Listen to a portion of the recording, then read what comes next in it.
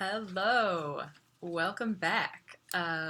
So it's been a year. I started this channel in January of 2020. I wanted to do a year on YouTube and be sharing my project with you, which was to do a low-buy year. That's what there were a lot of them in 2018 and 2019, and so I kind of jumped on at what seems like the end of the trend. I didn't really see a lot of 2020 low-buy other channels. So anyway, but I was doing a low buy for 2020, and it was to help me keep a very tight budget.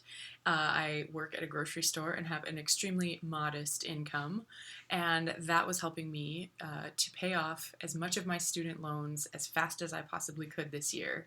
And today I am going to share my December statistics, and I'm going to share my year end, how the whole thing went.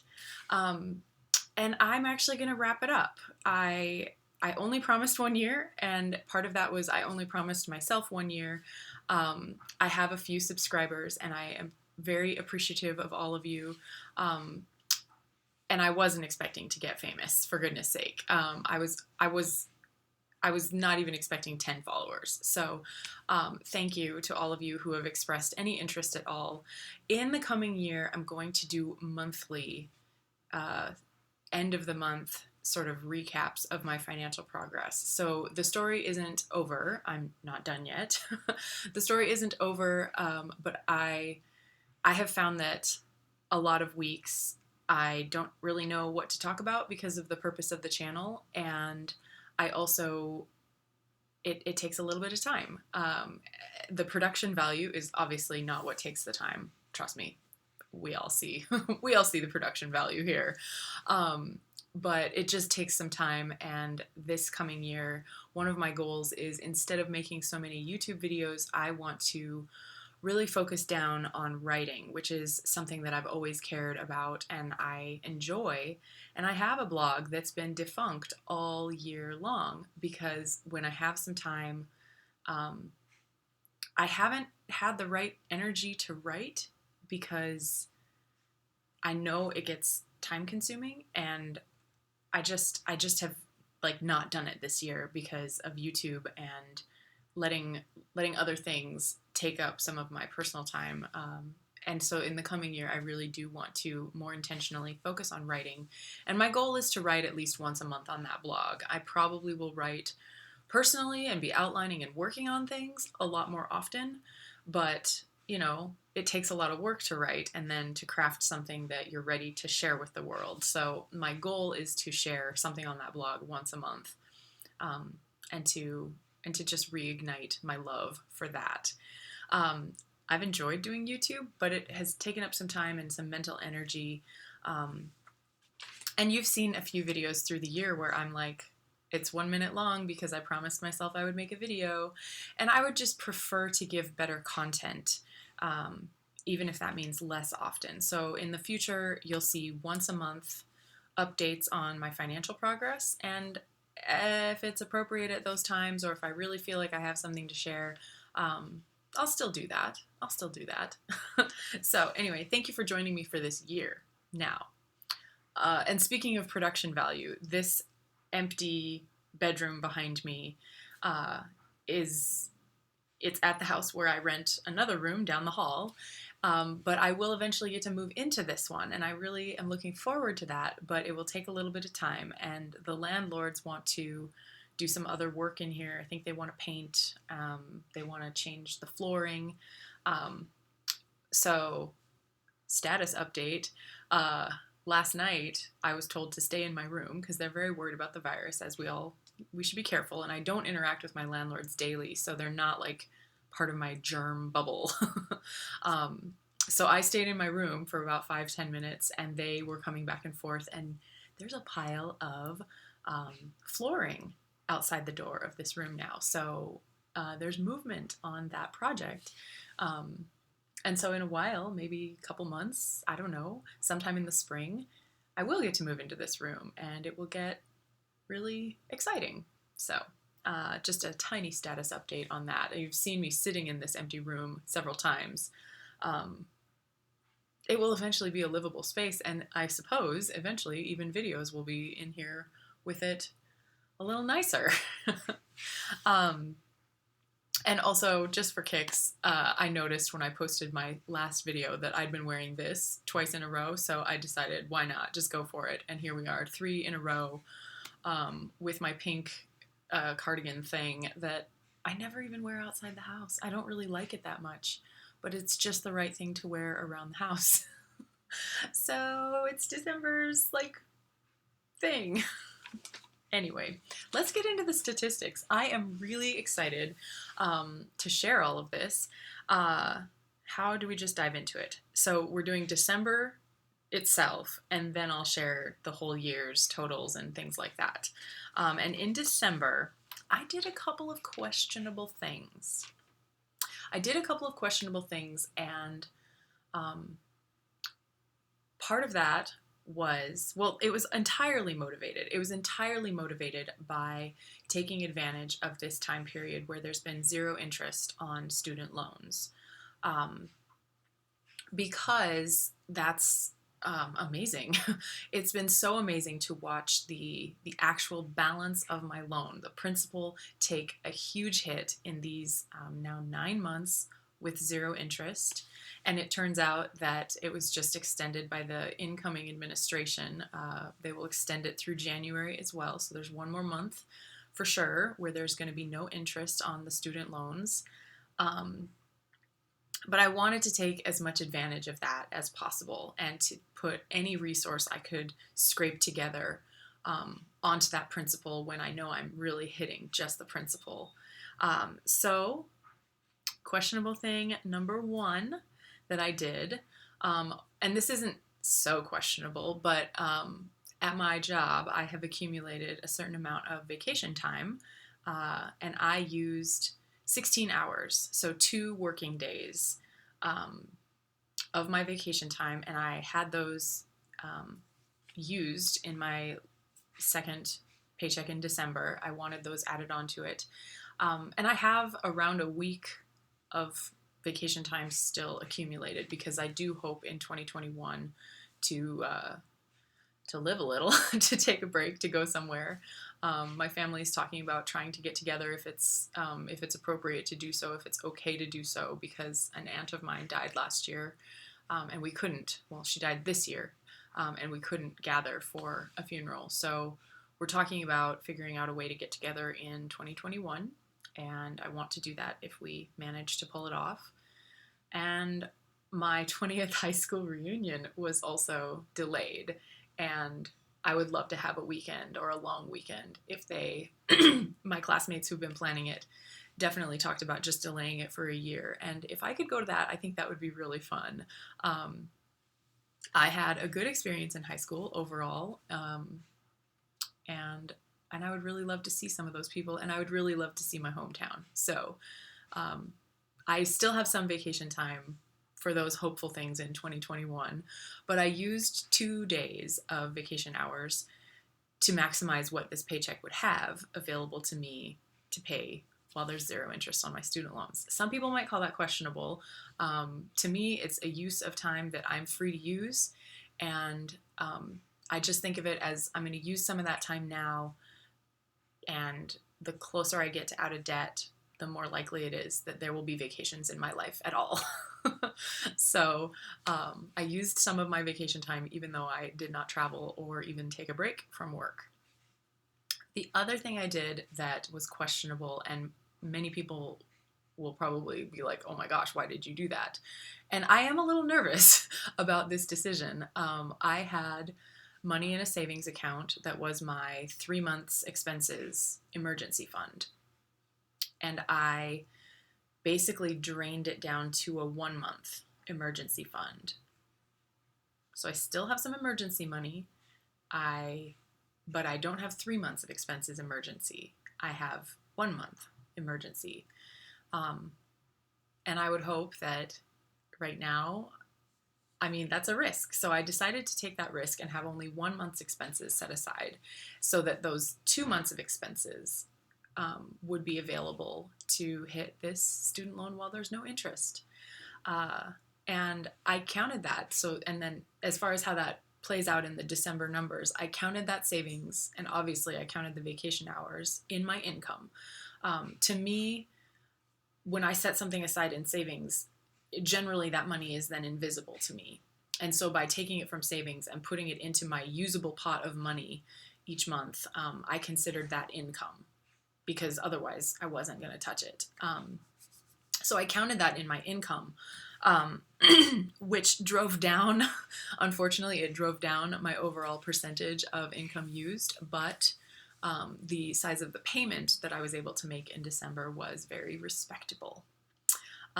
So the actual December numbers with those two things expressed, the total debt, there it is, I have, my notes, as always. The total debt that I paid in December was $2,264. So nice big payment, a big chunk of it on my loan where there's 0 interest, and then the minimum payment on the other, which only has 2% interest. So that's not as painful to just make the minimum for a while. And that the minimum payment does actually hit some of the balance along with covering the interest. So it does make progress to make that minimum payment, which was not true on my larger loans with the higher interest rate when I was getting started. It was so painful to watch whole payments sunk that only paid interest and never touched principal. Takes a while to dig out of that, but you can do it. So anyway, I paid off $2,264 for December, and that represented 50.5% of my income because I had increased my income, and unfortunately because of the way I did my Christmas shopping, so I did some Christmas shopping in late November and in early December, and so my credit card bill in early December was large. But at least Christmas was taken care of early, but it took a bigger chunk of my income than normal. It took all of the money I had sunk and saved for Christmas, and I did overspend. I spent more on that credit card than the amount of money I had set aside for Christmas. So it was a struggle, but I wanted to get my family the gifts that I found for them. And going forward, I now know that what I've saved and set aside for Christmas isn't realistic for a family of our size and for the just quality of gifts. I get one gift for each person. And I like to pick something that is really good and that fits them and that, that they'll enjoy using.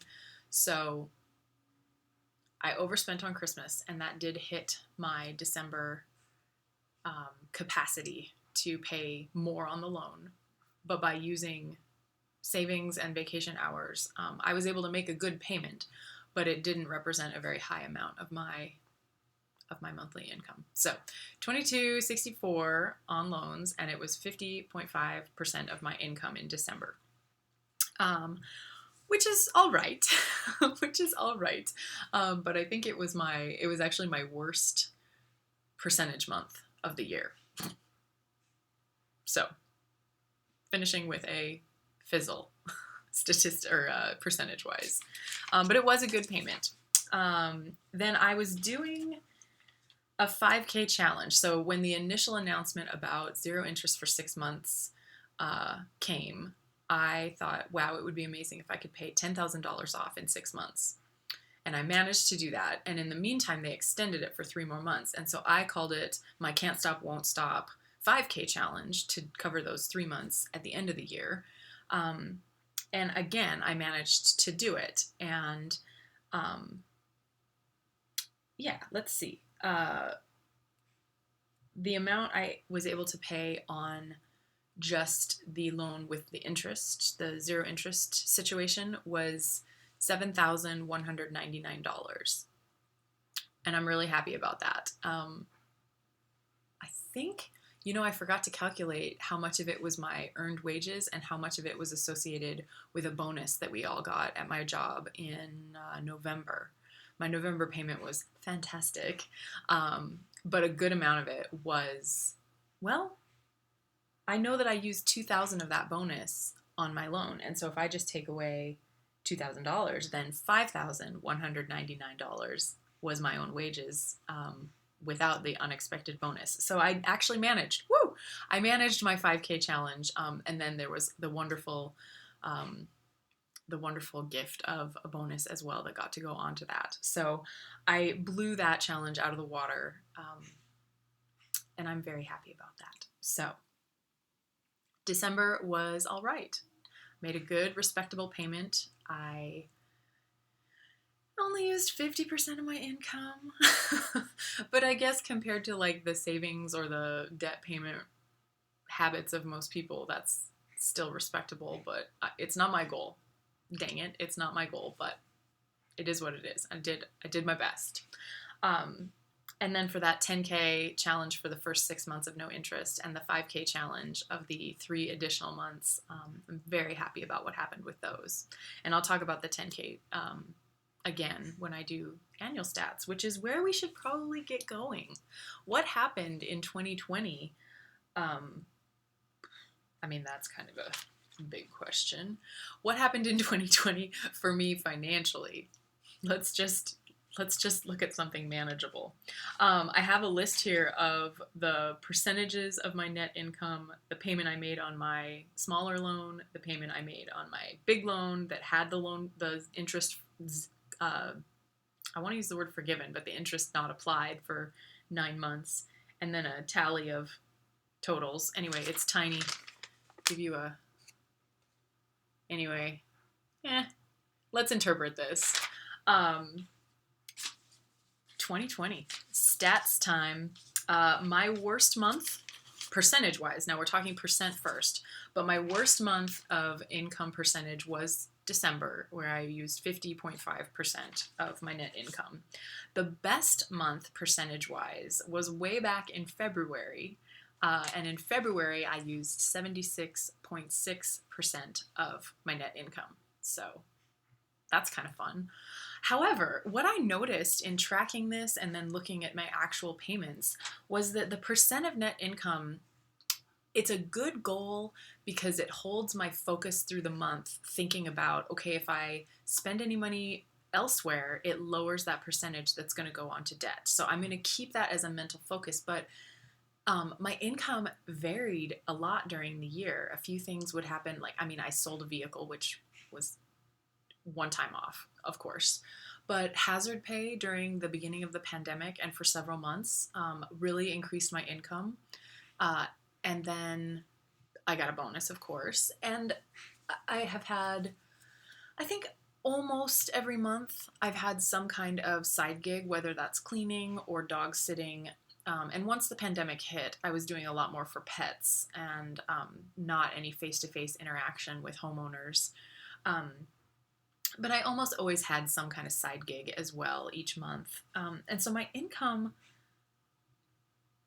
varied a little bit, and it sometimes affected the percentage of it that I was able to use. But overall, they're not that related because my best payment was the month of November, and it was just 70% of my income. But my best payment was in November, and I was able to pay $3,645, which is awesome. But then it didn't hit the highest percentage. So they're related, but not directly correlated. And then my worst payment, but was, 68% of income, which was kind of, well, it was close to my annual average. So it was a very normal percentage month. But my worst payment was actually in March, and that was only $1,325. So anyway, as I move forward, I'm going to keep having a high percentage of my net income used in mind, and I'll shoot for a high percentage every month. But then just depending on what happens, it's not always an indicator of the actual amount I'm able to scrape together and pay. Does that make sense? I mean, we could look at this again, and the percentages run down the first edge, the left edge of the paper, but then the total payment is over here on the far right of it. And if you wanted to, can we see that? If you wanted to, you could just notice the patterns that I ended up noticing. Um, so yeah, and then there was the sudden change of not having interest, and it was so motivating and fun. The 10K challenge, out of my own wages, I was able to pay $10,405 onto the loan that had no interest, and then because I sold my scooter at that time, the actual amount I was able to pay down was $12,300. Good times. And then at the end of the year, the 5K challenge, overall, I paid off 76.63, and 71.99 of that was on the zero interest loans. And we just figured out verbally that 5,199 was my wages, and then the extra was that bonus. So anyway, what is the total? Come on, Kara, what is the total? My average percent of net income used in 2020, the high months, the low months, it went everywhere from 50% to 76. The average that I used was 67.1. And I'm really happy with that, especially because as the year went on and I looked a little more closely at math, I realized that my baseline expenses in the month against my average income, my average wages, my baseline expenses were always around 30%. And so to hit 75%, like there isn't 75% available. There's 70% available. So the fact that my annual average got very close to the picture of my budget. If 30% has to be known expenses, that leaves 70% available for debt, and I averaged 67. So I was right on the ballpark, like right there, right in the sweet spot of using everything available, and paying debt as much as I possibly could in this current situation of where I'm getting my income and just how much I've got to work with. So I'm pleased with that. Annual average, 67.1% of my net income went to debt. Now, how much did I actually pay? Yeah. How much did I actually pay? I was just thinking for a second, well, with the bonus and the vehicle sold, this is, yeah. Anyway, there's a few things like that are not going to happen again necessarily. But let's just share the total that I might not be able to match next year because I don't have another vehicle just laying around to sell. And I don't know if there will be bonuses of quite that scale. But in 2020, I paid off $25,073. And a great amount of that was principal on my biggest loan with the highest interest. And I am so grateful for the CARES Act and for just that little thing that made it so possible for me to make this progress. Yeah, $25,000 of debt is gone. And again, I say I have a modest income. I work at a grocery store. And I keep my life really intentionally simple. And I know not everybody can do what I do. Not everybody is single and independent and can just rent a room in someone's house to save money on rent, which I do. Not everybody is an essential worker. A lot of people couldn't work this year, or they worked in such a different way that it drastically affected their income. And for me, the way this year worked out, I made more than I would have, because of the hazard pay. I made more money than I normally would have. And as I look forward to 2021, it definitely is kind of, I won't make as much progress next year. But I've gone back down to my baseline wage and estimating what my income will be and making some goals based on that. So maybe now we talk about the future. What are we going to be doing? I shared that I have a goal for 2021 to write on my blog every month. And just give monthly check-ins here on YouTube. So that's sort of where I will share my life and share my stories. And that is kind of related but unrelated to the financial goals that I have. So my goals for 2021 work like this. I believe that, especially with zero interest in January and with all the progress that I made on my big loan this year, it's not my big loan anymore. Now it's the little one. I think I can pay it off in the first quarter. I think I might even be able to pay it off by February. So my goal is to finish that loan in the first quarter. And then the immediate thing that I need to do is replenish my savings, right? Because I've got this 1 month emergency expenses buffer, but I like having at least 3. So after I pay off that loan, I will then replenish my savings. It just seems like the smart thing to do, and it will be quick because if I can suddenly use 70% of my income, I only need to be saving for, well, like a month and 12 days or something like that, and I will have that 3 months expenses set aside again.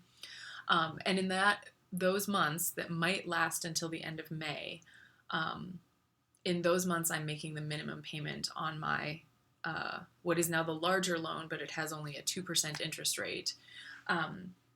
And then I get to, in the month of June, turn and with laser-like focus start killing the other loan. And it only has a 2% interest rate, and so I will see progress on it nearly as fast as this loan that had 0 interest. So it's exciting. I know that I will be able to take a big chunk out of it in 2021.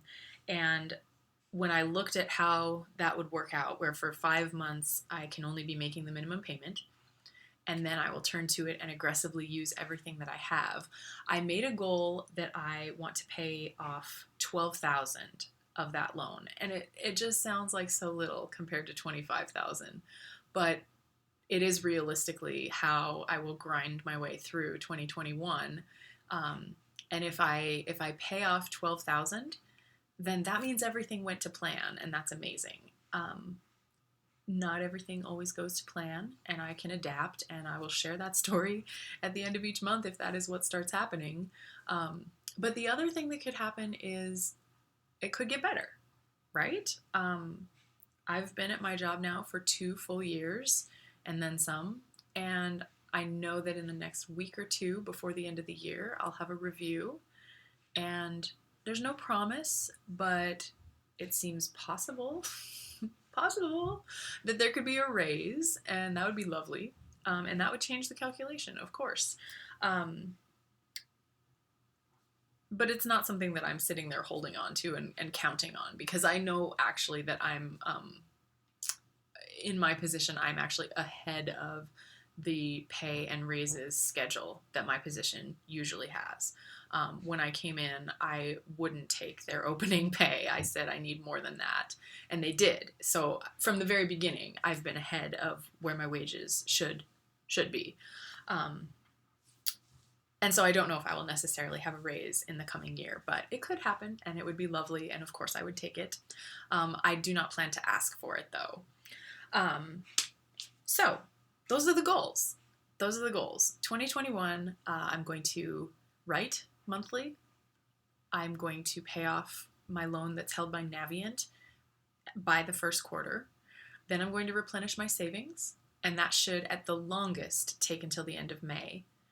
It should be done sooner, and I could maybe throw more of my May income at debt than strictly replenishing savings. And then by June, turning towards my loan that's held by a company called Aspire, and we're gonna start crushing it. So thank you so much for listening to my stories for the year, and especially suffering through those videos where I didn't really have much to say.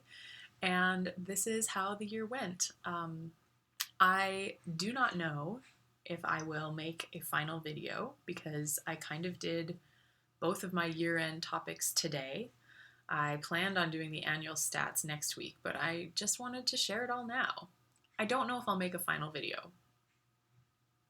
I have like a dog sitting job that expands across the holidays, and that's going to be kind of tricky, so there it is.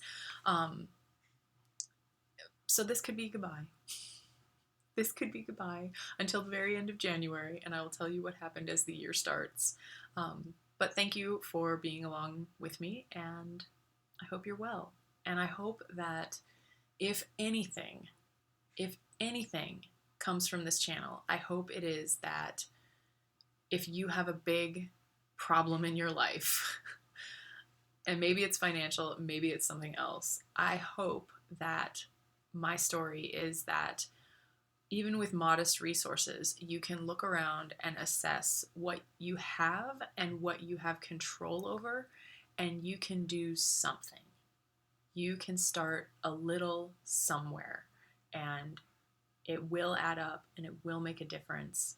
Um, and I hope that you fix problems in your life that can be fixed and that you're not afraid to set a big goal for yourself and get after it. So, peace.